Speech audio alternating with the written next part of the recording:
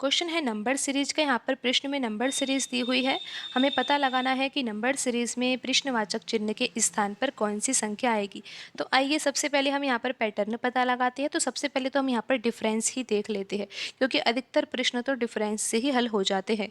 तो यहाँ पर आप देखिए कि 20 लिखा हुआ है और 20 के बाद 21 लिखा हुआ है।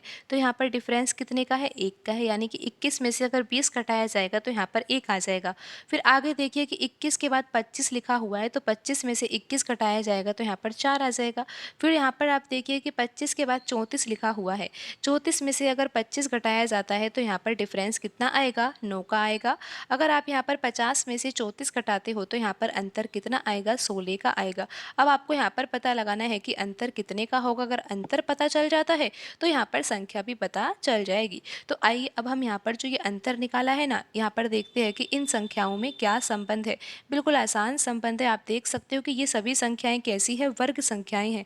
एक को हम लिख सकते हैं 1 का वर्ग, यहाँ पर 4 को लिखा जा सकता है 2 का वर्ग, 9 को लिखा जा सकता है 3 का वर्ग और 16 को लिखा जा सकता है 4 का वर्ग। तो अब आपको यहाँ पर समझ आ ही गया होगा ना कि यहाँ पर 4 के वर्ग के बाद यहाँ पर अब किसका वर्ग होगा? 5 का वर्ग होगा। और 5 का वर्ग क्या होता है? 25 होता है। और आप यहाँ पर भी देख सकते हो कि यहाँ पर 5 का वर्ग है, तो यहाँ पर आगे अब किसका होगा? 6 का वर्ग, और यहाँ पर आ जाएगा 36। तो अब आप यहाँ पर समझिए कि यहाँ पर 16 तो आ ही गया था जब 50 में से 34 घटाया था। तो अब इतना जरूर पता है कि यहाँ पर प्रश्नवाचक चिन्ह के स्थान पर वह संख्या आएगी जिस संख्या में से अगर हम 50 को घटाएंगे तो यहाँ पर कितना आएगा? 25 आएगा। और आपको ये भी पता है कि जो ये सीरीज है ये बढ़ते क्रम में है। तो हम क्या करेंगे? अब हमें ये पता लगाना है कि 50 के बाद अगली संख्या क्या आएगी। तो हम 50 में क्या जोड़ देंगे? ये अंतर जोड़ देंगे। और ये अंतर कितना है? 25। तो यहाँ पर संख्या कौन सी आ जाएगी? 75 आ जाएगी। तो यहाँ पर प्रश्नवाचक चिन्ह के स्थान पर कौन सी संख्या आएगी? 75 आएगी।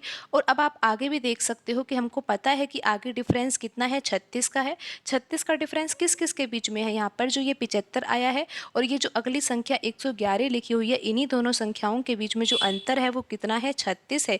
111 में से अगर आप 75 घटाते हो तो अंतर कितना आता है? 36 आता है।